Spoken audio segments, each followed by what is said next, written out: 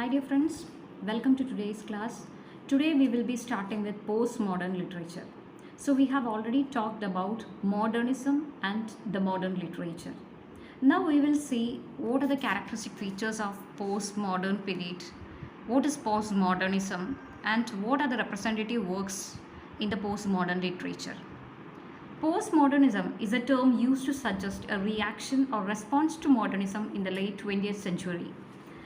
Modernism, for example, tends to present a fragmented view of human subjectivity and history, but presents that fragmentation as something tragic, something to be lamented and mourned as a loss. Whereas postmodernism doesn't lament the idea of fragmentation, provisionality, or incoherence, but rather celebrates that. So ഇവിടെ post modernism എന്ന് പറയുമ്പോൾ നമുക്കത് മോഡേണിസത്തിനോടുള്ള ഒരു reaction അല്ലെങ്കിൽ അതിനോടുള്ള ഒരു response ആയിട്ടാണ് നമുക്ക് കാണാൻ പറ്റുന്നത് ലേറ്റ് 20th സെഞ്ച്വറിയിൽ. നമുക്കറിയാം 19th സെഞ്ച്വറിയുടെ അവസാന ഭാഗമാകുമ്പോഴാണ് മോഡേണിസം എമേർജ് ചെയ്യുന്നത്.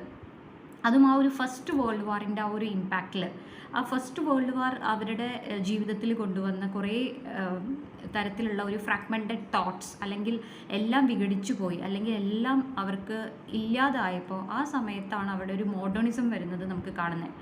എന്നാൽ ഇവിടെ മോഡേണിസത്തിനോടുള്ള ഒരു റിയാക്ഷൻ അല്ലെങ്കിൽ അതിനോടുള്ള ഒരു റെസ്പോൺസ് ആയിട്ടാണ് പിന്നീട് പോസ്റ്റ് മോഡേണിസം വരുന്നത്. ഇത് രണ്ടും തമ്മിലുള്ള മേജർ ആയിട്ടുള്ള ഒരു വ്യത്യാസം എന്ന് പറയുന്നത് മോഡേണിസം എന്ന് പറയുമ്പോൾ അവിടെ സൊസൈറ്റിയിൽ കാണുന്ന ഈ ഒരു വിഘടിത സ്വഭാവത്തെ അല്ലെങ്കിൽ ആ ഫ്രാഗ്മെൻറ്റഡ് വ്യൂ അല്ലെങ്കിൽ മനുഷ്യരുടെ വിഷമങ്ങളെയും എല്ലാത്തിനെയും കുറിച്ച് ആലോചിച്ച് കരയുന്നതായിട്ട് അല്ലെങ്കിൽ lamenting the loss or mourning the loss അതാണ് നമുക്ക് അവിടെ കാണാൻ പറ്റുന്നത്. എന്നാൽ പോസ്റ്റ് മോഡേണിസം എന്ന് പറയുമ്പോൾ മനുഷ്യർക്കെല്ലാം നഷ്ടപ്പെട്ടെങ്കിലും അതിനെയെല്ലാം മനുഷ്യൻ അംഗീകരിക്കുന്നു അല്ലെങ്കിൽ മനുഷ്യരതെല്ലാം ആക്സെപ്റ്റ് ചെയ്യുന്നു വിത്തൗട്ട് മോർണിംഗ് ദ ലോസ്. അതിനെക്കുറിച്ച് ആലോചിച്ച് കരയുന്നില്ല, അതിനെക്കുറിച്ച് ചിന്തിച്ച് വിഷമിക്കുന്നില്ല. ഓക്കെ, അത്തരത്തിലുള്ള ലിറ്ററേച്ചറാണ് നമുക്ക് പോസ്റ്റ് മോഡേണിസത്തിൽ കാണാൻ പറ്റുന്നത്. So that is A main difference between modernism and post modernism. അവിടെ ലിറ്റററി ഫോംസ് എടുക്കുമ്പോൾ ഈ ഒരു വ്യത്യാസം നമുക്ക് കാണാൻ സാധിക്കും. മോഡേൺ ലിറ്ററേച്ചർ എടുക്കുമ്പോൾ അവിടെ ഉണ്ടായ ഓരോ പ്രശ്നങ്ങൾക്കും അല്ലെങ്കിൽ ആ പ്രശ്നങ്ങളെക്കുറിച്ച് ആലോചിച്ച് മനുഷ്യർ സങ്കടപ്പെടുന്നതായിട്ടും അവരുടെ നിരാശയൊക്കെയാണ് നമുക്ക് കൂടുതലായിട്ടും കാണാൻ പറ്റുന്നത്. നമുക്കറിയാം T.S. എലിയോട്ടിൻ്റെ വേസ്റ്റ് ലാൻഡ് എന്നുള്ള ആ ഒരു വർക്ക് എടുത്ത് നോക്കിയാൽ തന്നെ ആ ഒരു ഫ്രാഗ്മെൻറ്റഡ് വ്യൂ അതുപോലെ അതിനെക്കുറിച്ച് ആലോചിച്ച് വിഷമിക്കുന്ന മനുഷ്യരെ നമുക്ക് അവിടെ കാണാൻ സാധിക്കും അല്ലെങ്കിൽ ആ ഒരു വിഷമം നമുക്ക് അവിടെ കാണാൻ സാധിക്കും. എന്നാൽ പോസ്റ്റ് മോഡേൺ വർക്ക്സ് എടുത്ത് നോക്കുമ്പോൾ അവിടെ സൊസൈറ്റിയിൽ ഉണ്ടാകുന്ന പ്രശ്നങ്ങളെ അതേപോലെ റെപ്രസെൻ്റ് ചെയ്യുന്നുണ്ടെങ്കിലും ആ പ്രശ്നങ്ങളെ ആക്സെപ്റ്റ് ചെയ്യുകയാണ് ചെയ്യുന്നത്. അതിനെക്കുറിച്ച് ആലോചിച്ച് കരയുന്നോ വിഷമിക്കുന്നോ ഇല്ല. ഓക്കെ, സോ അതാണ് നമുക്കിവിടെ മേജർ ഡിഫറൻസ് ആയിട്ട് കാണാൻ സാധിക്കുന്നത്. ആൻഡ് നമ്മൾ ഓൾറെഡി സംസാരിച്ചതാണ് മോഡേണിസത്തെക്കുറിച്ച്. മോഡേണിസം എന്ന് പറയുമ്പോൾ അതിൻ്റെ ക്യാരക്ടറിസ്റ്റിക് ഫീച്ചേഴ്സ് എന്തൊക്കെയാണ്, അതുപോലെ എങ്ങനെ ഈ ഒരു മോഡേണിസം വന്നത് എന്നെല്ലാം നമ്മൾ സംസാരിച്ചു. സോ നമ്മൾ ഒന്നുകൂടി അതിനെക്കുറിച്ച് പറയുകയാണെങ്കിൽ നമുക്കറിയാം മോഡേണിസം എന്ന് പറയുന്നത് നമ്മൾ പറഞ്ഞിട്ടുണ്ടായിരുന്നു ആ സമയത്ത് ഇറങ്ങിയ കുറേ ബുക്സ് അവരുടെ തോട്ട്സിനെ ഇൻഫ്ലുവൻസ് ചെയ്തിട്ടുണ്ട്. അതിൻ്റെ ഭാഗമായിട്ടാണ് ഇത്തരം ഒരു മോഡേണിസം എന്നുള്ളൊരു പുതിയ മൂവ്മെൻറ്റ് എമേർജ് ചെയ്തത്. ഇപ്പോൾ ഇവിടെ നമുക്കറിയാം ഈ ഒരു മോഡേണിസം എമേർജ് ചെയ്യുന്ന സമയത്ത് ആളുകളുടെ പലതരത്തിലുള്ള വിശ്വാസങ്ങൾ അല്ലെങ്കിൽ ഒരു പില്ലേഴ്സ് ഓഫ് ഫെയ്ത്ത് എന്ന് പറയുന്നത് കുറേ തരത്തിൽ അവർക്ക് നഷ്ടപ്പെടുന്നുണ്ട്. For example loss of faith in God. അവിടെ ചാൾസ് ഡാർവിൻ്റെ ഒറിജിൻ ഓഫ് സ്പീഷീസ് എന്നുള്ള ആ ഒരു തിയറി വരുന്നതിലൂടെ അവിടെ എവല്യൂഷനെ കുറിച്ച് കൂടുതൽ സയൻറ്റിഫിക് ആയിട്ട് ഉള്ള കാര്യങ്ങൾ മനുഷ്യർ അറിയുകയും ആ ഒരു സമയത്ത് അവരുടെ വിശ്വാസം ദൈവത്തിൻ്റെ മേലുള്ള അവരുടെ വിശ്വാസം ഇല്ലാതാവുകയും ചെയ്യുന്നുണ്ട്. So loss of faith in God.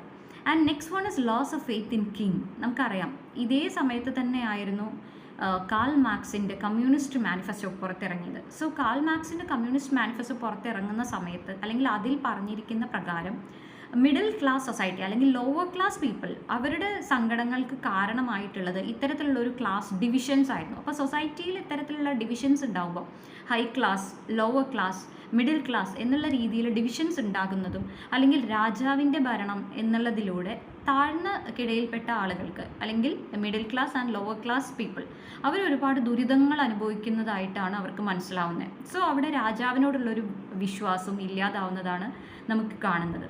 So അതിനെ ഇൻഫ്ലുവൻസ് ചെയ്തിട്ടുള്ള അല്ലെങ്കിൽ അത്തരത്തിലുള്ള ഒരു ചിന്ത മനുഷ്യർക്ക് ഉണ്ടാക്കിയ ഒരു പുസ്തകമായിരുന്നു കാൾ മാർക്സിൻ്റെ കമ്മ്യൂണിസ്റ്റ് മാനിഫെസ്റ്റോ എന്ന് പറയുന്നത്.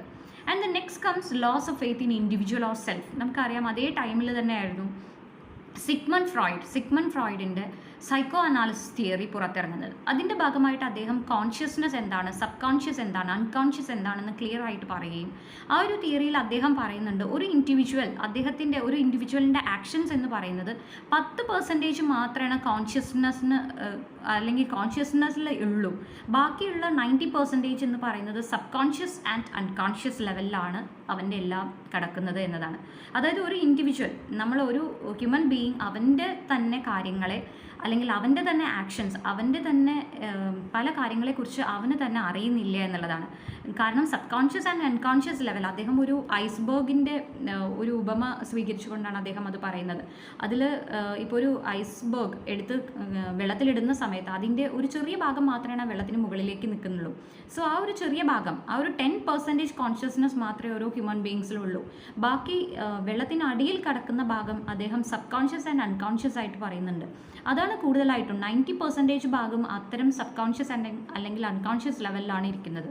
അപ്പോൾ ഒരു മനുഷ്യൻ അവനെ തന്നെ മുഴുവനായിട്ട് അറിയുന്നില്ല എന്നുള്ള ഒരു തോട്ടിൽ അല്ലെങ്കിൽ ഒരു ചിന്തയിലേക്ക് അവൻ എത്തിച്ചേരുകയാണ്. അതിൻ്റെ ഭാഗമായിട്ട് തന്നെയാണ് he loses the faith in himself or individuality. And next comes the loss of faith in science അല്ലെങ്കിൽ സയൻറ്റിഫിക് ഇൻവെൻഷൻസ്, ടെക്നോളജി. ഇത്തരത്തിലുള്ള ഇൻവെൻഷൻസ് കൊണ്ട് ഒരുപാട് ഉപയോഗങ്ങളുണ്ടെന്ന് മനുഷ്യർ മനസ്സിലാക്കിയിരുന്നെങ്കിലും നമുക്കറിയാം അവിടെ വേൾഡ് വാർ വരുന്ന സമയത്ത് വാറിൻ്റെ ഒരു ഇമ്പാക്റ്റ് അല്ലെങ്കിൽ അവിടെ ടെക്നോളജി കൂടുതലായിട്ടും ഉപയോഗിച്ചതിൻ്റെ ഫലമായിട്ട് ആളുകൾക്ക് ഒരുപാട് സങ്കടങ്ങൾ അല്ലെങ്കിൽ മനുഷ്യർക്ക് ഒരുപാട് വിഷമങ്ങളാണ് ഉണ്ടായത്. അപ്പോൾ അവിടെ സയൻസിന് നല്ല ഒരു ഭാഗം മാത്രമല്ല, അവിടെ സയൻസിൻ്റെ ഒരു ചീത്ത മുഖം കൂടി ആളുകൾ കാണാൻ ഇടവരികയാണ് ചെയ്തത്. സോ അതിൻ്റെ ഭാഗമായിട്ട് തന്നെ they lose faith in science. അപ്പോൾ ഇത്തരത്തിലുള്ള loss of faith in god, king, in one self and in science, ഇതിൻ്റെയൊക്കെ ഭാഗമായിട്ടാണ് മോഡേണിസം എമേർജ് ചെയ്യുന്നതായിട്ട് നമുക്ക് കാണുന്നത്. ഈ മോഡേണിസം എമേർജ് ചെയ്ത സമയത്ത് അവരവരുടെ ലോസിനെ കുറിച്ച് പറയുകയും അതിനെക്കുറിച്ച് ആലോചിച്ച് കരയുകയും ചെയ്യുന്നുണ്ടായിരുന്നു. And they were trying to find a solution also. പക്ഷേ പോസ്റ്റ് മോഡേണിസം എന്ന് പറയുന്നത് നമുക്ക് സെക്കൻഡ് വേൾഡ് വാറിന് ശേഷമാണ് നമുക്ക് കാണാൻ പറ്റുന്നത്. സെക്കൻഡ് വേൾഡ് വാർ എന്ന് പറയുമ്പോൾ നമുക്കറിയാം 1945 അവസാനിക്കുകയാണ്. സോ ആ ഒരു 1945 സെക്കൻഡ് വേൾഡ് വാർ അവസാനിക്കുന്നതോട് കൂടിയാണ് നമുക്ക് പോസ്റ്റ് മോഡേണിസം എന്നുള്ളൊരു മൂവ്മെൻറ്റ് എമേർജ് ചെയ്യുന്നതായിട്ട് കാണാൻ സാധിക്കുന്നത്. സോ അതിൻ്റെ ഭാഗമായിട്ട് അവിടെ മൊത്തം ഒരു ഡിസിക്വിലിബ്രിയം അല്ലെങ്കിൽ war doesn't bring any stability to them. ഒരു തരത്തിലുള്ള സ്റ്റെബിലിറ്റി അല്ലെങ്കിൽ ഒരു പീസും ഒരു സൊല്യൂഷനും അവിടെ വാറിന് കൊണ്ടുവരാൻ സാധിച്ചില്ല.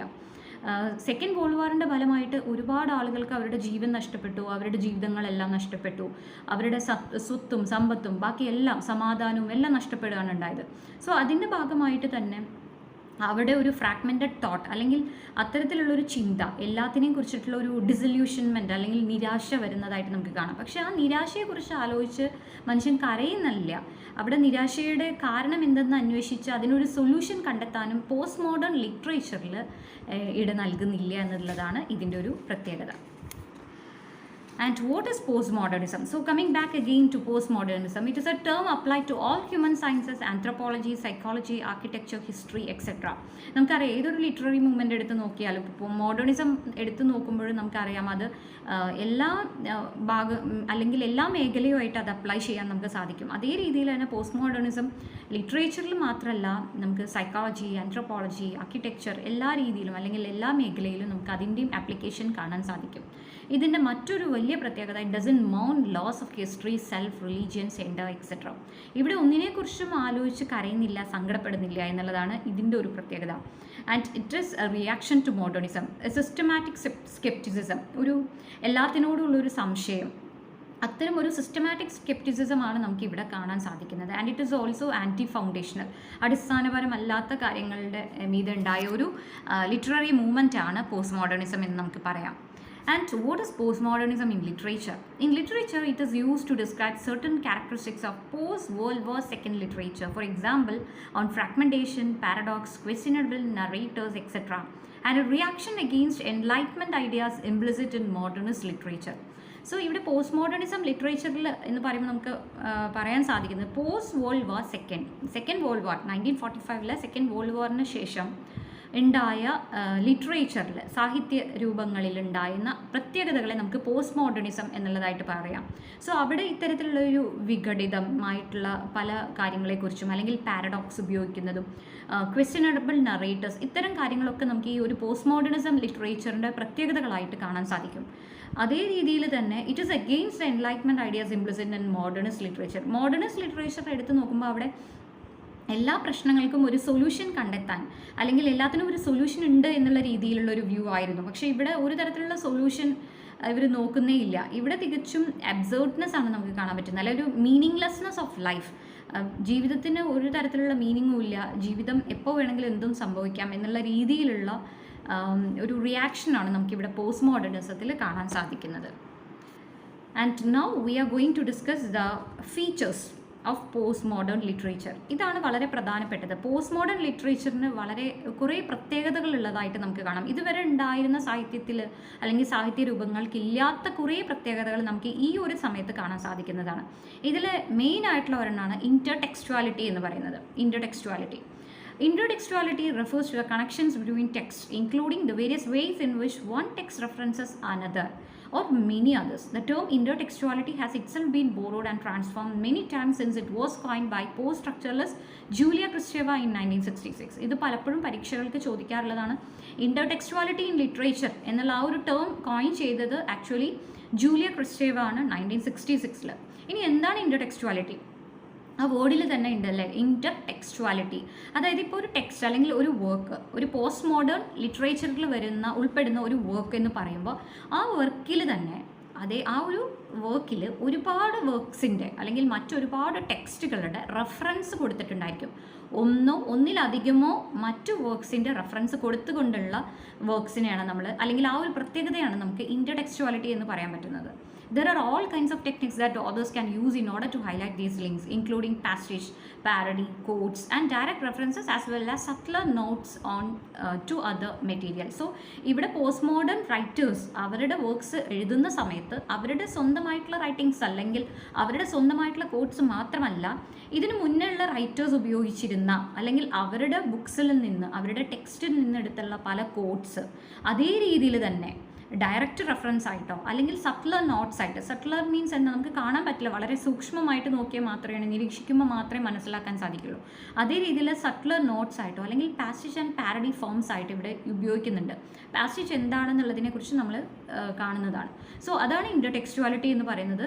ഇതേ രീതിയിൽ പോസ്റ്റ് മോഡേൺ റൈറ്റേഴ്സ് ഒരു വർക്ക് എഴുതുന്ന സമയത്ത് മറ്റു റൈറ്റേഴ്സിൻ്റെ, ഇതിന് മുന്നേ ഉള്ള പീരീഡ്സിലെ ഏത് റൈറ്റേഴ്സിൻ്റെ ആവാം, ആ റൈറ്റേഴ്സിൻ്റെ വർക്ക്സിൽ നിന്നും എടുത്തിരിക്കുന്ന ചില കോട്ട്സ് അല്ലെങ്കിൽ ആ വർക്ക്സിലേക്ക് ഒരു ഡയറക്റ്റ് റെഫറൻസ് കൊടുക്കുന്ന രീതിയിൽ മറ്റു ടെക്സ്റ്റ് അവരുടെ വർക്ക്സിലേക്ക് ഇൻക്ലൂഡ് ചെയ്യുന്നതിനാണ് ഇന്റർടെക്സ്റ്റുവാലിറ്റി എന്ന് പറയുന്നത്. ഓക്കെ.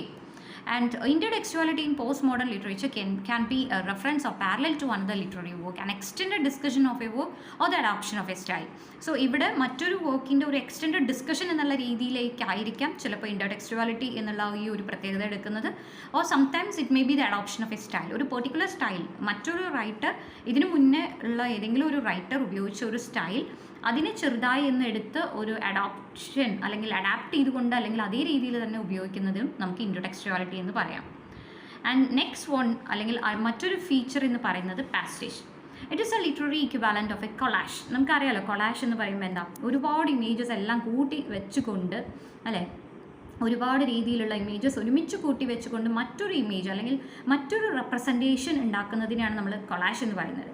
സോ ഇവിടെ ഒരു ലിറ്റററി കൊളാഷ് ആയിട്ട് നമുക്ക് പാസേജിനെ പറയാം. അപ്പോൾ തന്നെ നമുക്ക് അതിൽ നിന്നും കാര്യം എന്താണെന്ന് മനസ്സിലാവും. അതെന്താ, it is about creating something by drawing on what already exist.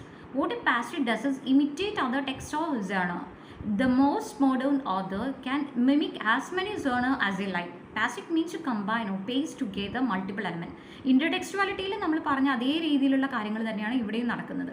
ഇവിടെ ഒരു പോസ്റ്റ് മോഡേൺ റൈറ്റർ അദ്ദേഹത്തിൻ്റെ വർക്കിൽ മറ്റ് ഏതെങ്കിലും ഒരു വർക്ക്സ് അല്ലെങ്കിൽ ഏതെങ്കിലും ഒരു ജേണർ, ഓക്കെ, ഏത് രീതിയിലുള്ള പോയറ്റ് ആണെങ്കിലും പോം ആണെങ്കിലും അല്ലെങ്കിൽ നോവൽസ് ആണെങ്കിലും ഡ്രാമയാണെങ്കിലും ഏതൊരു ജേണർ ആണെങ്കിലും ആ ഒരു ജേണർ കൂടി കമ്പൈൻ ചെയ്യുന്ന രീതിയാണ് പാസേജ് എന്ന് പറയുന്നത്. സോ ജസ്റ്റ് നമ്മൾ ഓർത്ത് വെക്കാൻ ഒരു ലിറ്റററി കൊളാഷ് ആയിട്ട് നമുക്ക് പാസേജിനെ കണക്കാക്കാം.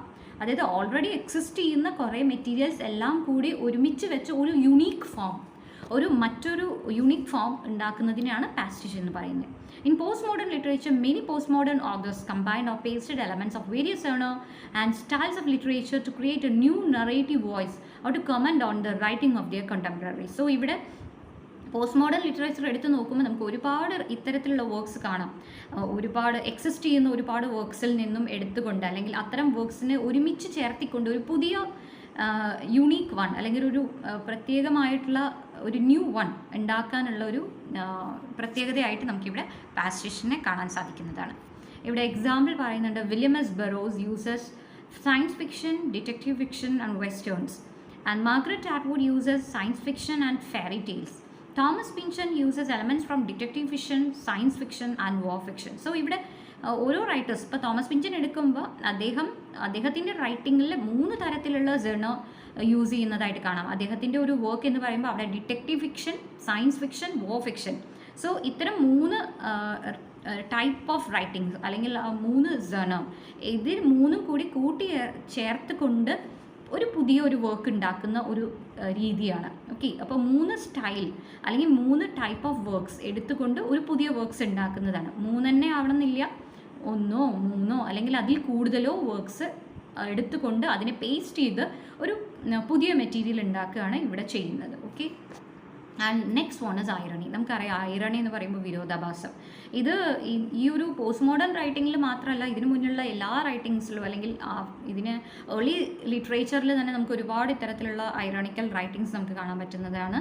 Irony is in exclusive to post modernism. ഇതിൻ്റെ മാത്രമായിട്ട് നമുക്ക് കാണാൻ പറ്റില്ല. But the post modern authors excel at it and it is an important feature of the post modern text. Post modern ടെക്സ്റ്റിലും അല്ലെങ്കിൽ പോസ്റ്റ് മോഡേൺ റൈറ്റേഴ്സും ഈ ഒരു ഐറണി ഉപയോഗിച്ചിട്ടായിരുന്നു എഴുതിയിരുന്നത്. And the next one another major concept in postmodern literature വരുന്ന മറ്റൊരു major concept hyper reality. Hyper reality എന്ന് പറയുമ്പോൾ തന്നെ ആ വേർഡിൽ തന്നെ ഉണ്ട്, റിയാലിറ്റിക്കും മീതെ എന്നുള്ളതാണ് hyper reality. Concepts like originality and authenticity have been widely explored in literature, but for postmodernists, nothing is truly original anymore. In this view, art and literature are created by reworking existing texts and ideas. This lack of authenticity or concepts like reality and truth do not matter for postmodern authors. They take it as a given and work from there. So ഇവിടെ hyper reality എന്നുള്ള work actually നമുക്കറിയാം, originality authenticity ഇതിനൊന്നും ഇവിടെ ഈ ഒരു post modern literature ആ ഒരു importance കൊടുക്കുന്നില്ല. കാരണം പോസ്റ്റ് മോഡേണിസ്റ്റിന് അല്ലെങ്കിൽ പോസ്റ്റ് മോഡേൺ റൈറ്റേഴ്സിൻ്റെ അവരുടെ ഒരു ചിന്താഗതി പ്രകാരം nothing is truly original anymore, ഒന്നും സത്യസന്ധമായിട്ടില്ല അല്ലെങ്കിൽ നത്തിങ് ഇസ് ഒറിജിനൽ എന്നുള്ള വ്യൂവിലാണ് ഈ ഒരു ഹൈപ്പർ റിയാലിറ്റി എന്നുള്ളൊരു കോൺസെപ്റ്റ് വരുന്നത്. ആക്ച്വലി ഹൈപ്പർ റിയാലിറ്റി എന്നുള്ളത് ജീൻ ബോഡറിലാർഡ് അദ്ദേഹത്തിൻ്റെ ഒരു സംഭാവനയാണ്. Jean Baudrillard he was another guy who held this outlook expanding on it in Simulacra and Simulation. 1981 അദ്ദേഹത്തിൻ്റെ ഒരു വർക്കായിരുന്നു സിമുലക്ര ആൻഡ് സിമുലേഷൻ. ഇതുമായി ബന്ധപ്പെടുത്തിക്കൊണ്ടാണ് ജീൻ ബോഡറിലാർഡ് ഹൈപ്പർ റിയാലിറ്റിയെക്കുറിച്ച് പറയുന്നത്. എന്താണ് സിമുലേഷൻ ആൻഡ് സിമുലക്ര? അത് നമുക്ക് ആദ്യം മനസ്സിലാക്കാം. സിമുലേഷൻ എന്ന് പറയുന്നത് ആക്ച്വലി ഒരു പ്രോസസ്സാണ്. The process by which something artificial is made out of a real one. അതായത് ഒരു റിയൽ റെപ്രസെൻറ്റേഷൻ കണ്ടുകൊണ്ട് അതിനെ പോലെ തന്നെ അതിനെ ഇമിറ്റേറ്റ് ചെയ്ത് അല്ലെങ്കിൽ അതിനെ കോപ്പി ചെയ്ത് മറ്റൊരു മെറ്റീരിയൽ ഉണ്ടാക്കുന്നതിനാണ് നമ്മൾ സിമുലേഷൻ എന്ന് പറയുന്നത്. ആ ഉണ്ടാക്കിയിട്ടുള്ള മെറ്റീരിയൽ, ആ ഒരു ഫേക്ക് റിയാലിറ്റി, ഓക്കെ, ആ ഉണ്ടാക്കിയ വസ്തു, ആ പ്രൊഡക്റ്റിനെയാണ് നമുക്ക് സിമുലക്രം എന്ന് പറയുന്നത്. So, ഇവിടെ simulacra is a virtual or fake reality simulated or induced by the media or other ideological apparatus. A simulacrum is not merely an imitation or duplication, it is a substitution of the original by a simulated fake image. ഇപ്പോൾ example പറയുകയാണെങ്കിൽ നമ്മളെല്ലാം നമ്മുടെ കുട്ടികളെല്ലാം കാണുന്ന ഛോട്ടാ ഭീം പോലുള്ളൊരു കഥാപാത്രം, അല്ലെങ്കിൽ Mickey mouse, Chhota Bhim എന്നൊക്കെ പറയുന്ന ഇത്തരം കഥാപാത്രങ്ങൾ, ഡോറ ബുജി എന്നൊക്കെ പറയുന്ന ഇത്തരം ക്യാരക്ടേഴ്സ് ആക്ച്വലി എക്സിസ്റ്റ് ചെയ്യുന്നുണ്ടോ? ഇല്ല, ആക്ച്വലി ഇതൊന്നും എക്സിസ്റ്റ് ചെയ്യുന്നില്ല. പക്ഷേ ഇത്തരമൊരു ക്യാരക്ടറിനെ ഉണ്ടാക്കിയിരിക്കുകയാണ് അല്ലേ, ഒരു ടെക്നോളജിക്കൽ അഡ്വാൻസ്മെൻറ്റ് അല്ലെങ്കിൽ ചില സോഫ്റ്റ്വെയർസ് ഉപയോഗിച്ചുകൊണ്ട് ഇത്തരം ഒരു ഡ്യൂപ്ലിക്കേറ്റ് റിയാലിറ്റി അല്ലെങ്കിൽ ഒരു ഫേക്ക് റിയാലിറ്റിയെ ഉണ്ടാക്കിയതായിട്ട് നമുക്ക് കാണാം. അതിന് നമുക്ക് സിമുലേറ്റഡ് അല്ലെങ്കിൽ ഒരു ഫേക്ക് ഇമേജ് ആണെന്ന് പറയാം. ഈ ഡോറ അല്ലെങ്കിൽ എന്താ ഛോട്ടാ ഭീം എന്നെല്ലാം പറയുന്നത് വളരെയധികം പോപ്പുലർ ആയിക്കൊണ്ടിരിക്കുകയാണ്. ഇപ്പോൾ കുട്ടികളുടെ ബാഗിലാണെങ്കിലും ബോക്സിലാണെങ്കിലും അല്ലെങ്കിൽ അവരുടെ ബുക്സിലാണെങ്കിലും ഒക്കെ പലപ്പോഴും ഇത്തരം ഇമേജസ് നമുക്ക് കാണാൻ സാധിക്കും. പക്ഷേ ആക്ച്വലി അത്തരമൊരു ഇമേജ് റിയൽ ആണോ? അല്ല, അതൊരിക്കലും റിയൽ അല്ല, അല്ലെങ്കിൽ റിയാലിറ്റിയിൽ എക്സിസ്റ്റ് ചെയ്യുന്ന ഒരു കാര്യമല്ല. അപ്പോൾ അതിനെ ഇവിടെ ഒരു ടെക്നോളജിക്കൽ അഡ്വാൻസ്മെൻറ്റ്സിൻ്റെ ഭാഗമായിട്ട് തന്നെ ചില സോഫ്റ്റ്വെയർസ് വഴി ക്രിയേറ്റ് ചെയ്തിട്ടുള്ളതാണ്. സോ ഇത്തരം ഒരു കാര്യത്തെക്കുറിച്ചാണ് ജീൻ ബോഡ്രിലാർഡ് ഹൈപ്പർ റിയാലിറ്റി എന്നതുകൊണ്ട് ഉദ്ദേശിക്കുന്നത്. അദ്ദേഹം പറയുന്നത് ഈ ഒരു മീഡിയ അഡ്വാൻസ്മെൻറ്റ് അല്ലെങ്കിൽ ഇത്തരം ഒരു ടെക്നോളജിക്കൽ അഡ്വാൻസ്മെൻറ്റ്സിൻ്റെ ഭാഗമായിട്ട് തന്നെ ഇവിടെ കുറേ സോഫ്റ്റ്വെയർസ് വരികയും ഈ സോഫ്റ്റ്വെയർസിൻ്റെയൊക്കെ ഉപയോഗത്തോടെ പല പുതിയ കാര്യങ്ങളും ആളുകളുടെ മുന്നിലേക്ക് വരുന്നുണ്ട്. നമ്മുടെ മുന്നിലേക്ക് വരുന്ന പല കാര്യങ്ങളും ഇത്തരത്തിലുള്ള സോഫ്റ്റ്വെയർസിൻ്റെ ഉപയോഗത്തോടു കൂടി ഉണ്ടാക്കിയതാണ്. ഇതിനെ ഒന്നും നമുക്ക് റിയൽ ആയിട്ട് കൺസിഡർ ചെയ്യാൻ സാധിക്കില്ല. അതുകൊണ്ട് തന്നെ പലപ്പോഴും നമ്മൾ കാണുന്ന പല കാര്യങ്ങളും, മീഡിയയിൽ നമ്മൾ കാണുന്ന പല കാര്യങ്ങളും അതൊന്നും റിയൽ ആവണമെന്നില്ല. അതെല്ലാം ഫേക്ക് ആയിരിക്കാം, ഓക്കെ, അല്ലെങ്കിൽ അതെല്ലാം ഒരു സിമുലേറ്റഡ് എക്സ്പീരിയൻസ് മാത്രമായിട്ട് മാറാം. അദ്ദേഹം ഇവിടെ ഈ ഒരു റൈറ്റിങ്ങിൽ അല്ലെങ്കിൽ അദ്ദേഹത്തിൻ്റെ ഒരു കോൺസെപ്റ്റിൽ അദ്ദേഹം പറയുന്നുണ്ട് Gulf war didn't exist, first Gulf war didn't exist എന്നാണ് അദ്ദേഹം പറയുന്നത്. അതിനായിട്ട് അദ്ദേഹം ഒരു 3 സീരീസ് ബുക്സ് എഴുതുകയുണ്ടായി. സോ പലപ്പോഴും പരീക്ഷയ്ക്ക് ചോദിക്കുന്ന ഒരു ചോദ്യമാണ് who said at first that first Gulf war didn't exist. അത് പറഞ്ഞത് ജീൻ ബോഡ്രിലാർഡ് തന്നെയാണ്. അതേപോലെ തന്നെ അദ്ദേഹം ഡിസ്നി ലാൻഡിനെ കുറിച്ചും പറയുന്നുണ്ട്. ഡിസ്നി ലാൻഡ് ആക്ച്വലി അത്തരമൊരു ഡിസ്നി ലാൻഡ് ഉണ്ടോ, ഡിസ്നി എന്നൊരു കഥാപാത്രം വരുന്നുണ്ടോ, ഇല്ല. അപ്പോൾ അതും ഒരു സിമുലേറ്റഡ് ഫേക്ക് ഇമേജ് ആണ്. ഇത്തരം കാര്യങ്ങളെക്കുറിച്ചാണ് ജീൻ ബോഡ്രിലാർഡ് അദ്ദേഹത്തിൻ്റെ ഹൈപ്പർ റിയാലിറ്റി എന്നുള്ള കോൺസെപ്റ്റിലൂടെ മറ്റുള്ളവർക്ക് മുന്നിൽ പ്രസൻറ്റ് ചെയ്യുന്നത്. And rather than embracing the post modern age, Baudrillard saw its speed and its blurring of real or unreal as having had a damaging effect. ഇതിനെ വളരെ നല്ല രീതിയിലല്ല അദ്ദേഹം ഇവിടെ കാണുന്നത്. എല്ലാ കാര്യങ്ങളും ഇത്തരത്തിലുള്ള സോഫ്റ്റ്വെയർസ് മുഖേന അല്ലെങ്കിൽ ഈ ഒരു ടെക്നോളജിക്കൽ അഡ്വാൻസ്മെൻറ്റ്സിലൂടെ നമ്മുടെ മുന്നിലേക്ക് വരുന്ന പല കാര്യങ്ങളും, നമ്മൾ കാണുന്ന പല കാര്യങ്ങളും ഇത്തരം ഒരു സിമുലേറ്റഡ് ഇമേജ് ആണ്. നമ്മളിപ്പോൾ ഒരു റിയാലിറ്റിയിലല്ല നമ്മൾ ജീവിക്കുന്നത്. We are living in an age of hyper reality. അതുകൊണ്ട് തന്നെ നമുക്ക് ചുറ്റും നടക്കുന്ന പലതും, നമുക്ക് ചുറ്റും കാണുന്ന പലതും സത്യമായിരിക്കണമെന്നില്ല. ഇറ്റ് മേ ബി ഫേക്ക് എന്നുള്ളതാണ് അദ്ദേഹം ഈ ഒരു കോൺസെപ്റ്റിലൂടെ മറ്റുള്ളവർക്ക് മുന്നിലേക്ക് കൊണ്ടുവരുന്നത്. And another concept that is also very important that is contributed by Jean-Francois is Lyotard. ലിയോട്ടാർഡിൻ്റെ ഒരു കോൺട്രിബ്യൂഷനാണ് മെറ്റാ നറേറ്റീവ് എന്ന് പറയുന്നത്. മെറ്റാ നറേറ്റീവ് എന്ന് പറയുമ്പോൾ actually a story within a story എന്നൊക്കെ പറയാം നമുക്ക് വേണമെങ്കിൽ. A story within a story. It's a story a culture tells itself about its believes and practices. For example, India tells itself that it is a democratic and secular country, though there are numerous anti-democratic, anti-secular factions and practices in India. In other words, India makes itself believe the falsehood that it is a democratic secular country. Democracy and secularism are thus meta-narratives. In short, meta-narratives create and propagate grand but untrue conceptions of a society and culture. So ഇവിടെ കൊടുത്ത example വായിച്ചു കഴിഞ്ഞാൽ തന്നെ നമുക്ക് മനസ്സിലാവും India democratic and secular country ആണെന്നൊക്കെ പറയുന്നുണ്ട്. പക്ഷെ നമുക്കറിയാം അത് എത്രത്തോളം ഡെമോക്രാറ്റിക് ആണെന്ന്. ഇവിടെ ഒരുപാട് ആൻറ്റി ഡെമോക്രാറ്റിക് ആയിട്ടുള്ള, ആൻറ്റി സെക്കുലർ ആയിട്ടുള്ള ഒരുപാട് പ്രാക്ടീസ് നമ്മുടെ മുന്നിൽ കടക്കുമ്പോഴും വീണ്ടും വീണ്ടും നമ്മൾ എടുത്തു പറയുന്നു India is a democratic secular country. അത് തന്നെ യൂസ് ഓഫ് മെറ്റാ നറേറ്റീവ്സ് എന്നതായിട്ടാണ് ലിയോട്ടാർഡ് പറയുന്നത്. Okay, then next comes another feature, paranoia. ഇനി അടുത്ത് വരുന്ന ഒരു മേജർ ഫീച്ചറാണ് പാരനോയ എന്നത്.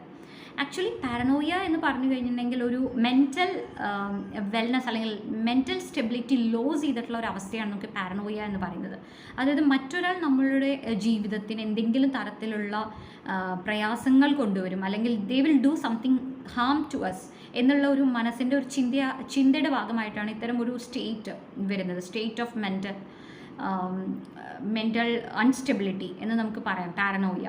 Postmodernism grew out of a mid-state 20th century setting in which technology, consumerism and the media were all growing immensely. നമുക്കറിയാലോ, ഇതിന് മുന്നേയുള്ള ഒരു modernism മുതൽക്ക് തന്നെ നമുക്ക് ഇവിടെ 20th സെഞ്ച്വറിയിൽ എത്തുമ്പോൾ ഒരുപാട് തരത്തിലുള്ള അഡ്വാൻസ്മെൻറ്റ്സ് നമുക്ക് കാണാൻ പറ്റുന്നതാണ്. ഇൻഡസ്ട്രിയൽ റെവല്യൂഷൻ അല്ലെങ്കിൽ അവിടെ ഒരുപാട് വ്യവസായ വിപ്ലവങ്ങളെല്ലാം നടന്നു. അതിനുശേഷം പിന്നീട് ടെക്നോളജിക്കൽ അഡ്വാൻസ്മെൻറ്റ്സ് വരുന്നു, പിന്നെ കൺസ്യൂമറിസം, പിന്നെ അതോടൊപ്പം റേഡിയോ, TV, ഇത്തരം മീഡിയ ഇതെല്ലാം പെട്ടെന്ന് തന്നെ കൂടുതലായിട്ട് വളർന്നു വരുന്ന ഒരു സാഹചര്യമാണ് നമ്മുടെ സൊസൈറ്റിയിൽ ഉണ്ടായത്. And as a world entered a new era of mass communication and technology, that is techno culture or this concern grew. So പെട്ടെന്ന് തന്നെ നമ്മൾ ഇത്തരത്തിലുള്ളൊരു സ്പോണ്ടേനിയസ് ചേഞ്ച് നമുക്ക് കാണാൻ സാധിക്കുന്നതാണ്. ന്യൂ ഇറ of mass communication and technology. നമ്മൾ നേരത്തെ സംസാരിച്ച പോലെ പല സോഫ്റ്റ്വെയർസ് എല്ലാം ഉപയോഗിച്ചുകൊണ്ടുള്ള ഒരു ഹൈപ്പർ റിയാലിറ്റി അറ്റ്മോസ്ഫിയറിലാണ് നമ്മളെല്ലാവരും ജീവിക്കുന്നത്. അതുകൊണ്ട് തന്നെ ഈ ഒരു പോസ്റ്റ് മോഡേൺ റൈറ്റേഴ്സിൻ്റെ അല്ലെങ്കിൽ അത്തരം ഓതേഴ്സിൻ്റെ they concern grew. But the post modernist had more factors on their side. ഇത് മാത്രമായിരുന്നില്ല, നമുക്കറിയാം 1945 സെക്കൻഡ് വേൾഡ് വാർ കഴിഞ്ഞിട്ട് പെട്ടെന്ന് തന്നെ ഉണ്ടായ ഒരു cold war, it was also happening. So ആ ഒരു cold war between America and Russia, so America and Russia രണ്ട് ചേരികളായി തിരിഞ്ഞുകൊണ്ട് communist and non communist nations തമ്മിലുള്ള വീണ്ടും ഒരു വാർ, കോൾഡ് വാർ നടക്കുന്ന ഒരു സമയം. So the dystopian idea that you are being controlled, that your life is in your own, is an important matter of concern for post modernist, whose major characteristics involve personal freedom and own chaos, and the order being imposed on the world around them, be it through technology or spice, was enough to influence greatly in their work. So ഇവിടെ post modern റൈറ്റേഴ്സിൻ്റെ മറ്റൊരു concern അല്ലെങ്കിൽ അവരുടെ ഒരു feeling, അവരുടെ ഒരു emotional state നമുക്ക് മനസ്സിലാക്കാൻ സാധിക്കും. കാരണം സെക്കൻഡ് വേൾഡ് വാർ അവസാനിച്ചു കഴിഞ്ഞെങ്കിലും വീണ്ടും അമേരിക്ക അവിടെ ഡോമിനൻറ്റ് പവറായിട്ട് വരുന്നു. പിന്നീട് അമേരിക്കയോട് ചേരിതിരിഞ്ഞുകൊണ്ട് കുറച്ച് രാജ്യങ്ങൾ, റഷ്യയോട് ചേരിതിരിഞ്ഞുകൊണ്ട് മറ്റ് രാജ്യങ്ങൾ, പിന്നെ അവിടെ നമുക്കറിയാം ഒരു ന്യൂക്ലിയർ അറ്റാക്ക് ഉണ്ടാക്കിയതും. സോ അത്തരം ഒരു ഡിസ്റ്റോപ്പിയൻ ഐഡിയാസ്, ഇത്തരം ഐഡിയാസ് എല്ലാം ഈ റൈറ്റേഴ്സിൻ്റെ മനസ്സിൽ ഒരുപാട് വിള്ളലുകൾ വരുത്തി. അതിൻ്റെ ഭാഗമായിട്ട് തന്നെ അവരുടെ എല്ലാം മനസ്സിൽ ഈ ഒരു പേഴ്സണൽ ഫ്രീഡം അല്ലെങ്കിൽ നമ്മളെ കൺട്രോൾ ചെയ്യുന്ന മറ്റൊരു ശക്തിയുണ്ട്, മേ ബി ടെക്നോളജി ആയിരിക്കാം അല്ലെങ്കിൽ മറ്റു ഹ്യൂമൻ ബീയിങ്സ് ആയിരിക്കാം. സോ ആ ഒരു മെൻ്റൽ ഡിസ്റ്റർബൻസിൽ നിന്നും ഉണ്ടായ ഒരു ഫീച്ചറാണ് പാരനോയ എന്ന് പറയുന്നത്. And the another one is fragmentation. ഈ ഫ്രാഗ്മെൻറ്റേഷനെ കുറിച്ച് നമ്മൾ ഓൾറെഡി മോഡേണിസത്തിൽ നമ്മൾ കണ്ടതാണ്. വേസ്റ്റ് ലാൻഡ് എന്ന് പറയുമ്പോൾ തന്നെ നമുക്ക് അവിടെ ഫ്രാഗ്മെൻറ്റഡ് തോട്ട്സ്, ഫ്രാഗ്മെൻറ്റഡ് ഇമേജസ്, വിഘടിച്ച കുറേ ചിന്തകളെക്കുറിച്ചൊക്കെയാണ് ഈ ഫ്രാഗ്മെൻറ്റേഷൻ എന്നുള്ളതിലൂടെ ഉദ്ദേശിക്കുന്നത്. So post modernism embraces the idea of fragmentation and uses it to create playful text that reflect and explore the chaos of the world. So ഇവിടെ ലോകം അല്ലെങ്കിൽ സൊസൈറ്റിയിൽ നടക്കുന്ന ഒരുപാട് അനീതികളും അല്ലെങ്കിൽ അക്രമങ്ങളും അതെല്ലാം മറ്റു മനുഷ്യരുടെ മുന്നിലേക്ക് കൊണ്ടുവരാൻ ഇത്തരം ഒരു ഫ്രാഗ്മെൻറ്റഡ് തോട്ട്സ് അല്ലെങ്കിൽ ഫ്രാഗ്മെൻറ്റഡ് ഐഡിയാസിലൂടെ ചെയ്യാൻ ഇവർ പലപ്പോഴും ശ്രമിച്ചിട്ടുണ്ട് എന്നുള്ളതാണ്. And fragmentation allows post modern authors to play around with time and place in their works. So ആ ഒരു ടൈമിൻ്റെ പ്ലേസിലൊക്കെ, ടൈമിലെടുക്കുമ്പോഴും പ്ലേസിലെടുക്കുമ്പോഴും ഒക്കെ അത് ഈ ഒരു ഫ്രാഗ്മെൻറ്റഡ് ടൈം, അതുപോലെ ഒരു കണ്ടിന്യൂസ് ആയിട്ടുള്ള ഒരു കാര്യം നമുക്ക് ഒരിക്കലും ഈ ഒരു പോസ്റ്റ് മോഡേൺ ലിറ്ററേച്ചറിൽ കാണാൻ സാധിക്കില്ല. ടൈമിലും പ്ലേസിലും ഒന്നും ഒരേ സ്ഥലത്ത് തന്നെ നിൽക്കുന്നത് അല്ലെങ്കിൽ ഒരേ സമയത്ത് അങ്ങനെ നമുക്കൊരു കണ്ടിന്യൂറ്റി ഇല്ലാത്തൊരവസ്ഥ കാണാൻ സാധിക്കും. അത് ആ ഒരു ഫ്രാഗ്മെൻറ്റേഷനാണ് നമുക്കവിടെ, ആ ഒരു ടെക്നിക്കാണ് നമുക്കവിടെ ഐഡൻറ്റിഫൈ ചെയ്യാൻ സാധിക്കുന്നത്. Post modern literature can be considered as an umbrella term for the post war developments in literature such as theatre of absurd, beat generation and magical realism. ഇനി ഇപ്പോൾ നമ്മൾ ഇതുവരെയും കണ്ടതെല്ലാം ഫീച്ചേഴ്സ് ഓഫ് പോസ്റ്റ് മോഡേൺ ലിറ്ററേച്ചറാണ്. ഒരുപാട് features നമ്മൾ കണ്ടു, fragmentation, irony, paranoia, പാസ്റ്റേജ്, okay, അത്തരത്തിലുള്ള ഒരുപാട് features, അതുപോലെ ഹൈപ്പർ റിയാലിറ്റി. സോ അത്തരം കുറേ ഫീച്ചേഴ്സ് നമ്മൾ കണ്ടു. ഈ ഒരു ഫീച്ചേഴ്സ് എല്ലാം ഉൾക്കൊണ്ടിട്ടുള്ള ഒരുപാട് ലിറ്ററേച്ചറാണ് നമുക്ക് പിന്നെ പോസ്റ്റ് മോഡേൺ ലിറ്ററേച്ചറിൽ കാണാൻ സാധിക്കുക.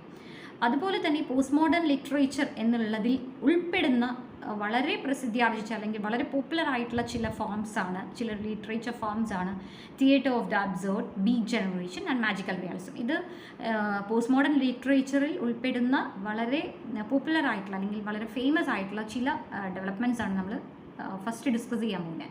The first one is about the theatre of absurd.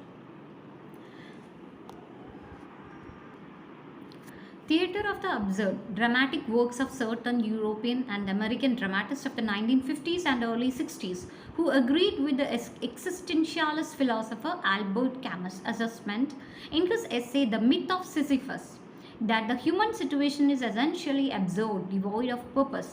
In an attempt to clarify and define this radical movement, Martin Esslin coined the term the theatre of absurd in his 1960s book of the same name. So, ഇവിടെ theatre of absurd എന്നുള്ളൊരു particular category of literature നമുക്ക് എമോജ് ചെയ്യുന്നതായിട്ട് കാണാം. ഇവിടെ പേരിൽ സൂചിപ്പിച്ച പോലെ തന്നെ അസംബന്ധം, അബ്സേർഡ് എന്ന് പറയുമ്പോൾ അസംബന്ധമാണ് അല്ലേ. സോ അത്തരത്തിലുള്ളൊരു ക്യാരക്ടറിസ്റ്റിക് ഫീച്ചറായിട്ട് തന്നെയാണ് ഈ ഒരു ഡ്രാമ അല്ലെങ്കിൽ ഈ കാറ്റഗറിയിൽ പെടുന്ന വർക്ക്സിൽ നമുക്ക് കാണാൻ പറ്റുന്നത്. ആക്ച്വലി 1950s and 60s ഇത് എമേർജ് ചെയ്യുന്നത്. ഇതിൻ്റെ ഒരു ഫിലോസഫി എന്ന് പറയുമ്പോൾ ആൽബർട്ട് കാമസിൻ്റെ ആ ഒരു എക്സിസ്റ്റൻഷ്യൽ ഫിലോസഫിയാണ്, അതായത് മീനിങ്ലെസ്നെസ് ഓഫ് ലൈഫ്. അത് തന്നെയാണ് ഈ ഒരു ഫിലോസഫി എന്ന് പറയുന്നത്. ഇവിടെ എസ്സേ മിത്ത് ഓഫ് സിസിഫസിൽ എന്താ ഉദ്ദേശിക്കുന്നത്, അതായത് ഏത് രീതിയിലാണോ നമ്മൾ the way we accept achievements, the same way we should accept the failures also. നമ്മൾ എങ്ങനെയാണോ ഓരോ ഫെയിലിയേഴ്സ് അച്ചീവ്മെൻറ്റ്സിനെ നമ്മൾ എങ്ങനെയാണോ ആക്സെപ്റ്റ് ചെയ്യുന്നത് അതേ രീതിയിൽ തന്നെ നമ്മൾ ജീവിതത്തിലെ ഫെയിലിയേഴ്സിനെ കൂടി ആക്സെപ്റ്റ് ചെയ്യണം എന്നുള്ളതാണ് മിത്ത് ഓഫ് സിസിഫസിൻ്റെ ഒരു തീം എന്ന് പറയുന്നത്. നമുക്കറിയാം സിസിഫസ് എന്താ ചെയ്യുന്നത്, ഒരു വലിയ റോക്ക് പീസ് എടുത്തിട്ട് ഒരു വലിയ മൗണ്ടെയിനിൽ ക്ലൈം ചെയ്ത് ഏറ്റവും മുകളിലേക്ക് കൊണ്ടുപോയി അവിടെ നിന്ന് അത് ഉരുട്ടി താഴത്തേക്ക് ഇടുകയാണ്. അത് കഴിഞ്ഞ് വീണ്ടും അയാൾ അത് വീണ്ടും കൊണ്ടുപോയി ഉരുട്ടി ആ റോക്കിനെ വീണ്ടും ഹൈ മൗണ്ടെയിൻ്റെ മുകളിലേക്ക് ഉരുട്ടി എത്തിച്ച് വീണ്ടും മുകളിലെത്തുന്ന സമയത്ത് അതിനെ ഉരുട്ടി താഴേക്ക് വിടുന്നു. അപ്പോൾ അവിടെ ഒരു അബ്സേർഡ്നെസ് നമുക്ക് കാണാം. അതുകൊണ്ട് ഒരു പ്രത്യേക ഗുണങ്ങളൊന്നും വരുന്നില്ല. സോ അത്തരം ഒരു അബ്സേർഡ്നെസ് അല്ലെങ്കിൽ ഒരു ശുദ്ധ മണ്ടത്തരം അല്ലെങ്കിൽ അസംബന്ധമായിട്ടുള്ളൊരു കാര്യമാണ് നമുക്ക് അവിടെ കാണുന്നത്. സോ അത്തരം ഒരു ജീവിതം എന്നുള്ളത് കൊണ്ട് അത്തരം ഒരു കൺഫ്യൂസ്ഡ് സ്റ്റേറ്റ് അല്ലെങ്കിൽ ഒരു സെൻസ്ലെസ്നെസ് ഇതൊക്കെയാണ് നമുക്ക് ഇത്തരം ഒരു അബ്സേർഡ് ഡ്രാമയിൽ കാണാൻ സാധിക്കുന്നത്. ഈ ഒരു ഡ്രാമയെ കുറിച്ച് actually Martin Esslin, Samuel Beckett, നമ്മൾ സംസാരിക്കാൻ പോകുന്നുണ്ട്. Who is Samuel Beckett? Samuel ബെക്കറ്റിൻ്റെ വെയിറ്റിംഗ് ഫോർ ഗോദോ നിങ്ങളെല്ലാവരും വായിച്ചിട്ടുണ്ടായിരിക്കും. വെയിറ്റിംഗ് ഫോർ ഗോദോ വായിച്ചു കഴിഞ്ഞാൽ നമുക്കറിയാം അതിലൊരു സ്റ്റോറി ഇല്ല, അതിലൊരു പെർട്ടിക്കുലർ ടൈമിനെ കുറിച്ച് പറയുന്നില്ല, അതിലെ plot, no plots no story at all in waiting for Godot.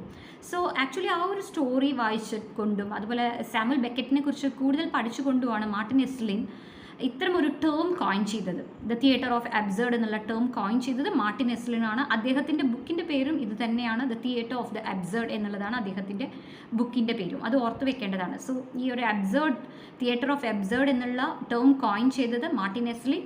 അദ്ദേഹത്തിൻ്റെ ബുക്കിൻ്റെ പേരും same, the theatre of the absurd. So humankind in this view is left feeling hopeless, bewildered and anxious. So പരിഭ്രാന്തരായ അല്ലെങ്കിൽ ഒട്ടും പ്രതീക്ഷയില്ലാത്ത ഒരു ജനതയെക്കുറിച്ച്, മനുഷ്യരെക്കുറിച്ചൊക്കെയാണ് ഇവിടെ ഈ ഒരു തിയേറ്റർ ഓഫ് അബ്സേർഡ് എന്നുള്ളത് കൊണ്ട് അല്ലെങ്കിൽ ഇത്തരം ലിറ്റററി ഫോംസിൽ നമുക്ക് കാണാൻ സാധിക്കുന്നത്. And the next one is about beat generation. So നമ്മൾ പറഞ്ഞു പോസ്റ്റ് മോഡേൺ ലിറ്ററേച്ചർ എടുക്കുമ്പോൾ അവിടെ വരുന്ന വളരെ പ്രധാനപ്പെട്ട ഒരു ഫോമാണ് തിയേറ്റർ ഓഫ് അബ്സേർഡ്. അതുപോലെ തന്നെ വരുന്ന മറ്റൊരു ഗ്രൂപ്പാണ് ബീറ്റ് ജനറേഷൻ എന്ന് പറയുന്നത്. In the 1940s and 50s, a new generation of poets rebelled against the conventions of mainstream American life and writing. They became known as beat poets. Beat poetry emerged from the disillusionment that followed World War II, a period of unimaginable atrocities including the Holocaust and the use of nuclear weapons against Japan. Following the end of the war, United States and Soviet Union quickly entered a Cold War, a period of geopolitical hostility that created paranoia and cultural and political repression at home.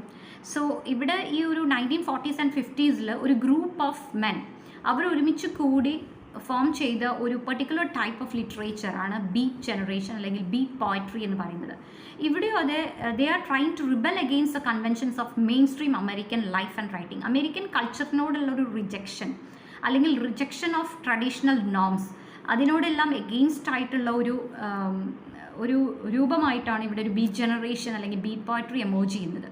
So അവിടെ ഒരു spiritual question അല്ലെങ്കിൽ എന്തിനു വേണ്ടിയിട്ടാണ് ജീവിതം, happiness ഇല്ലെങ്കിൽ പിന്നെ എന്തിനാണ് ജീവിക്കുന്നത്, സോ ഹാപ്പിനെസ് അല്ലെങ്കിൽ എക്സ്റ്റസി അതിനു വേണ്ടി ജീവിതത്തിൽ എന്തുമാകാം എന്നുള്ള രീതിയിൽ പോയ ഒരു ഗ്രൂപ്പ് ഓഫ് റൈറ്റേഴ്സാണ് ഈ ഒരു ബീറ്റ് ജനറേഷൻ പോയിറ്റ്സിൽ വരുന്നത്. ആൻഡ് നമ്മൾ ഓൾറെഡി ഡിസ്കസ് ചെയ്തതുപോലെ തന്നെ സെക്കൻഡ് വേൾഡ് വാറിന് ശേഷം കോൾഡ് വാർ കൂടി വന്ന സമയത്ത്, called war between United States and Soviet union, so അങ്ങനെ ഒരു കോൾഡ് വാർ കൂടി വന്ന സമയത്ത് എല്ലാവരും ഒരു സ്റ്റേറ്റ് ഓഫ് ഡിസില്യൂഷൻമെൻറ്റ് അല്ലെങ്കിൽ ഒരു നിരാശയിലേക്ക് തള്ളി വീണ ഒരവസ്ഥയാണ് കാണുന്നത്. സോ അതിൻ്റെ ഭാഗമായിട്ട് തന്നെയാണ് ഇങ്ങനെ ഒരു പർട്ടിക്കുലർ ഗ്രൂപ്പ് അല്ലെങ്കിൽ ബീറ്റ് ജനറേഷൻ പോയിറ്റ്സ് എമേർജ് ചെയ്തത്. ഇതിൽ വരുമ്പോൾ ബീറ്റ് ജനറേഷൻ പോയിറ്റ്സിൻ്റെ ഒരു റെപ്രസെൻറ്റേറ്റീവ് വർക്ക് എന്ന് പറയുന്നത് അലൻ ഗിൻസ്ബർഗിൻ്റെ ഹൗൾ എന്നുള്ള പോയമാണ്. Allen Ginsberg's first book Howl and other poems is often considered representative of the beat poets. At the end of Second World War left poets like Allen Ginsberg, Gary Sinter, Lawrence Fellingte and Gregory Corso questioning mainstream politics and culture. And they advocated personal release, purification and illumination through the heightened sensory awareness that might be induced by drugs, jazz and sex. So ഇവിടെ search for ecstasy അല്ലെങ്കിൽ happiness achieve ചെയ്യാൻ വേണ്ടി വേറെ വഴികൾ തിരഞ്ഞെടുത്ത ഒരു ഗ്രൂപ്പിനെ ആയിട്ടാണ് നമുക്കിവിടെ കാണാൻ പറ്റുന്നത്. So they were trying to enjoy the life. അവർ ജീവിതത്തിനെ എൻജോയ് ചെയ്യുന്നത് ഡ്രഗ്സിലൂടെയും ജാസിലൂടെയും അതുപോലെ സെക്സിലൂടെയൊക്കെയാണ്. And they were try to find അല്ലെങ്കിൽ purpose of this particular group is to find self realization എന്നുള്ളൊരു പേർപ്പസ് വെച്ചുകൊണ്ടാണ് ഈ ഒരു രീതിയിലേക്ക് ബീറ്റ് ജനറേഷൻ പോയിറ്റ്സ് പോകുന്നതായിട്ട് നമുക്ക് കാണാൻ പറ്റുന്നത്. And the other type of literature we can see is magical realism in many of the literary work. Magical realism, അവിടെയും പേര് സൂചിപ്പിക്കുന്നത് പോലെ തന്നെ റിയാലിറ്റിയോടൊപ്പം അൺബിലീവബിൾ ആയിട്ടുള്ള, ഒരിക്കലും റിയൽ അല്ല, അല്ലെങ്കിൽ നമുക്ക് ഒരിക്കലും ആക്സെപ്റ്റ് ചെയ്യാൻ പറ്റാത്ത ചില എലമെൻറ്റ്സ് കൂടി ഇൻക്ലൂഡ് ചെയ്തുകൊണ്ടുള്ള വർക്ക്സിനെയാണ് നമ്മൾ മാജിക്കൽ റിയാലിസം എന്ന് പറയുന്നത്. It is a introduction of fantastic or impossible elements into a narrative that it seems real or normal. So impossible elements, റിയാലിറ്റിയോടൊപ്പം തന്നെ ഇമ്പോസിബിൾ എലമെൻറ്റ്സ് കൂടി ചേർത്തുകൊണ്ടുള്ള അത്തരത്തിലുള്ള ഒരു നറേറ്റീവ്സ് ആണ് മാജിക്കൽ റിയാലിസത്തിൽ വരുന്നത്. Magical realist novels may include dreams taking place during normal life, the return of previously diseased characters, extremely complicated plots, wild shifts in time and myths, and fairy tales becoming part of the narrative. ഇവിടെ Salman റുഷ്ദീസ് mid nights children അത് വായിച്ചു കഴിഞ്ഞിട്ടുണ്ടെങ്കിൽ കുറേയൊക്കെ ഈ ഒരു magical realism നമുക്ക് ആ ഒരു വർക്കിൽ നിന്നും മനസ്സിലാകും. അത് കുറേ മാജിക്കൽ എലമെൻറ്റ്സ്, ഇവിടെ മരിച്ചുപോയ കുറേ പേര് തിരിച്ചു വരുന്നതായിട്ടും, അതുപോലെ അത്തരം കോംപ്ലിക്കേറ്റഡ് പ്ലോട്ട്സ്, നമുക്ക് ഒരിക്കലും വിശ്വസിക്കാൻ പറ്റാത്ത ചില കാര്യങ്ങൾ സ്റ്റോറിയിൽ അല്ലെങ്കിൽ റിയാലിറ്റിയിൽ നടക്കുന്നതായിട്ട് സൂചിപ്പിക്കുന്ന തരത്തിലുള്ള എലമെൻറ്റ്സ് ആണ് മാജിക്കൽ റിയാലിസം എന്ന വർക്ക്സിലൂടെ പറയുന്നത്. Jorge Luis Borges Historia Universal de la Infamia, it is regarded by many as a first work of magical realism. And now we will be discussing the most famous authors of the postmodern literature. Postmodern literature വരുന്ന പ്രത്യേകതകളെക്കുറിച്ചും, അതുപോലെ അതിൽ വരുന്ന കുറേ ലിറ്ററേച്ചറിൽ വരുന്ന കുറേ beat generation, അതുപോലെ theatre of the absurd, magical realism, അത്തരം എലമെൻറ്റ്സിനെ കുറിച്ച് നമ്മൾ കണ്ടു. ഇനി we will be discussing about the most famous authors of the time. Kurt Vonnegut. He was an American postmodern author. In a career spanning over 50 years, Vonnegut published 14 novels, 3 short story collections, 5 plays, and 5 works of non-fiction. And he is most famous for his dark satirical best-selling novel, Slaughterhouse-Five. ഇവിടെ Kurt വോണഗട്ട് വളരെ famous ആയിട്ടുള്ള ഒരു post modern റൈറ്ററാണ്. അദ്ദേഹത്തിനെ ഏറ്റവും famous ആക്കിയത് അദ്ദേഹത്തിൻ്റെ ഈ ഒരു ബെസ്റ്റ് സെല്ലിംഗ് നോവൽ Slaughterhouse-Five ആണ്. ഈ Slaughterhouse-Five എന്നുള്ളതിൽ അദ്ദേഹം ആക്ച്വലി സെക്കൻഡ് വേൾഡ് വാറിൽ അദ്ദേഹത്തിൻ്റെ എക്സ്പീരിയൻസിനെ കുറിച്ച് തന്നെയാണ് അദ്ദേഹം പറയുന്നത്. കുറേ അധികം അമേരിക്കൻ പ്രിസണേഴ്സ് ഒരു സ്ലോട്ടർ ഹൗസ് എന്ന് പറയുമ്പോൾ മീറ്റെല്ലാം സ്റ്റോർ ചെയ്യുന്ന അത്രയും വെൽ പാക്ഡ് ആയിട്ട് മീറ്റ്സ് എടുക്കുന്നതിൻ്റെ ഇടയിൽ അവരവരുടെ ജീവൻ രക്ഷിക്കാൻ വേണ്ടി അതിനിടയിൽ എസ്കേപ്പ് ചെയ്യുന്നതായിട്ട്, അല്ലെങ്കിൽ അതിനിടയിൽ അഭയം പ്രാപിക്കുന്നതായിട്ടൊക്കെയാണ് ഈ സ്ലോട്ടർ ഹൗസിൽ പറയുന്നത്. സോ അത്തരമുള്ള മനുഷ്യരുടെ വളരെ ദയനീയമായ കുറേ അവസ്ഥയെക്കുറിച്ചൊക്കെയാണ് ഈ ഒരു കേർട്ട് വോണഗട്ട് Slaughterhouse-Five എന്നുള്ള ഈ ഒരു നോവലിൽ പറയുന്നത്. അത് തന്നെയാണ് അദ്ദേഹത്തിൻ്റെ ഏറ്റവും ഫേമസ് ആയിട്ടുള്ള നോവൽ. ഒരു റെപ്രസെൻറ്റേറ്റീവ് പോസ്റ്റ് നോവൽ അല്ലെങ്കിൽ പോസ്റ്റ് മോഡേൺ നോവലായിട്ട് നമുക്ക് Slaughterhouse-Five കണക്കാക്കാം. And the next one is about Samuel Beckett. നമ്മൾ ഓൾറെഡി പറഞ്ഞു തിയേറ്റർ ഓഫ് അബ്സേർഡ് അത്രയും പോപ്പുലർ ആക്കിയത്, അല്ലെങ്കിൽ ഇതിൻ്റെ ഏറ്റവും വലിയൊരു കോൺട്രിബ്യൂഷൻ നൽകുന്നത് സാമുവൽ ബെക്കറ്റ് തന്നെയാണ്. And he was an Irish avant-garde novelist, playwright, theatre director and poet who lived in Paris for most of his adult life and wrote in both English and French. And he is widely regarded as among the most influential writers of the 20th century. Beckett's work offers a bleak, tragicomic outlook on human existence, often coupled with black comedy and gallows humor, and became increasingly minimalist in his late career. He is considered one of the last modernist or postmodern writers and one of the key figures of the theatre of absurd. So theatre of absurdന്റെ ഏറ്റവും വലിയൊരു contribution നൽകിയിട്ടുള്ള ഒരു വ്യക്തിയാണ് Samuel Beckett. അദ്ദേഹം actually അയർലൻഡിലാണ് ജനിച്ചതെങ്കിലും പിന്നീട് അദ്ദേഹം ഫ്രാൻസിലേക്ക് മാറുകയാണ് ഉണ്ടായത്. അദ്ദേഹത്തിൻ്റെ റൈറ്റിങ്സ് കൂടുതലും അദ്ദേഹം ഫ്രഞ്ചിലും അതുപോലെ ഇംഗ്ലീഷിലും എഴുതിയതായിട്ട് കാണാം. വെയിറ്റിംഗ് ഫോർ ഗോദോ ആ ഒരു വർക്ക് തന്നെ ആക്ച്വലി അദ്ദേഹം ഫ്രഞ്ചിലാണ് ആദ്യം എഴുതിയത്, പിന്നീട് അദ്ദേഹം ഇംഗ്ലീഷിലേക്ക് ട്രാൻസ്ലേറ്റ് ചെയ്യുകയാണ് ചെയ്തത്.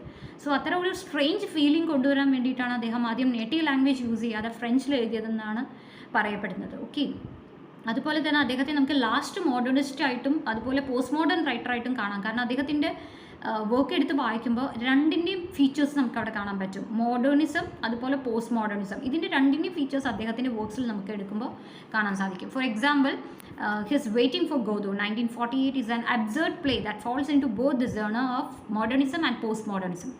Considering its publishing period and other features such as subjectivism, fragmentation, paradox, existential crisis, identity crisis, etc., we can see that the play bears both the features of modernism and postmodernism. So അദ്ദേഹത്തിൻ്റെ play എടുത്ത് നോക്കുമ്പോൾ ആ ഒരു സബ്ജക്റ്റിവിസം, അതുപോലെ ആ ഒരു വിഘടനാവസ്ഥ, paradox, പിന്നെ എല്ലാത്തിനോടുള്ളൊരു പ്രതിസന്ധി, ഐഡൻറ്റിറ്റി ക്രൈസിസ്, എക്സിസ്റ്റൻഷ്യൽ ക്രൈസിസ്, ആ ഒരു പ്രതിസന്ധി എല്ലാം കാണുമ്പോൾ നമുക്ക് ആ രണ്ട് ഫീച്ചേഴ്സ് നമുക്ക് അതിൽ നിന്ന് മനസ്സിലാക്കാൻ സാധിക്കും. Moreover, this play is also a leading play in the theatre of absurd, a theatrical outcome of modernism which was inspired by existential philosophy and its view that at the root of our being is there is nothingness, അല്ലെങ്കിൽ meaninglessness of life. അതാണ് actually ഇതിൻ്റെ ഒരു philosophy എന്ന് പറയുന്നത്, theatre of absurd. In the play 2 major characters Vladimir and Estragon. പലപ്പോഴും പരീക്ഷയ്ക്ക് ചോദിക്കുന്ന ഒരു പോസ്റ്റ് മോഡേൺ വർക്കാണ് വെയിറ്റിംഗ് ഫോർ ഗോദോ.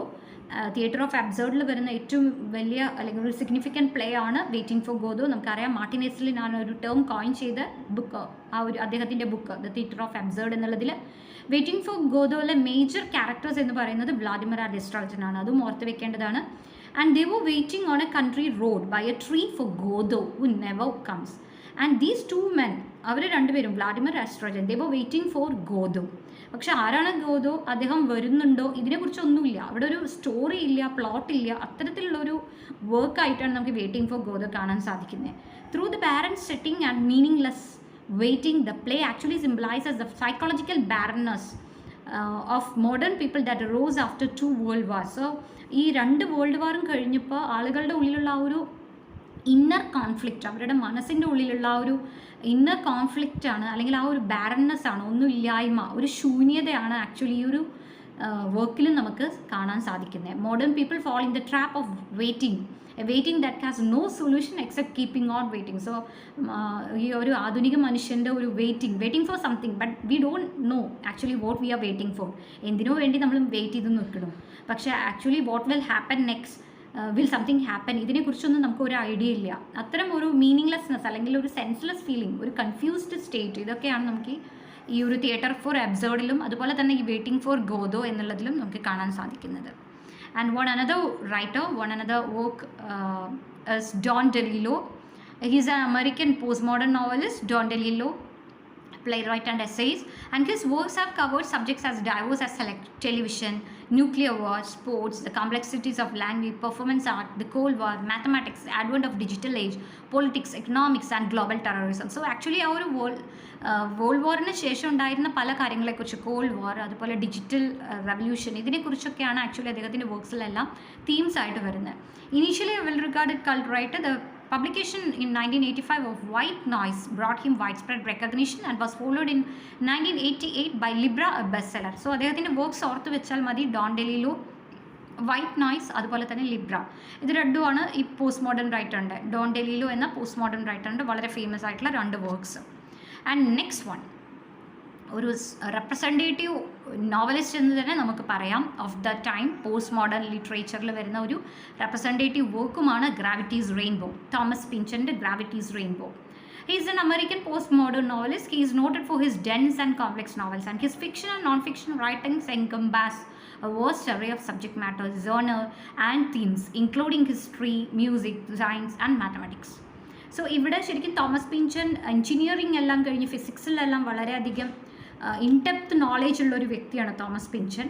അദ്ദേഹത്തിൻ്റെ വളരെ ഫേമസ് ആയിട്ടുള്ള, വളരെ പോപ്പുലർ ആയിട്ടുള്ള ഒരു വർക്കാണ് ഗ്രാവിറ്റീസ് റെയിൻബോ. ആക്ച്വലി സെക്കൻഡ് വേൾഡ് വാറിന് ശേഷമുള്ള, അല്ലെങ്കിൽ സെക്കൻഡ് വേൾഡ് വാറുമായി സംബന്ധിച്ച കുറേ കാര്യങ്ങളാണ് അബൌട്ട് V2 റോക്കറ്റ്, അതിനെക്കുറിച്ചൊക്കെയാണ് ഈ ഗ്രാവിറ്റീസ് റെയിൻബോയിൽ പിഞ്ചൻ പറയുന്നത്. So and this Gravity's Rainbow it won the 1974 US National Book Award for Fiction. And next another one is David Foster Wallace. He was an American postmodern novelist, short story writer and essays, as well as a professor of English and creative writing. And Wallace is widely known for his 1996 novel Infinite Jest, which was cited by Time magazine as one of the 100 best English language novels from 1923 to 2005.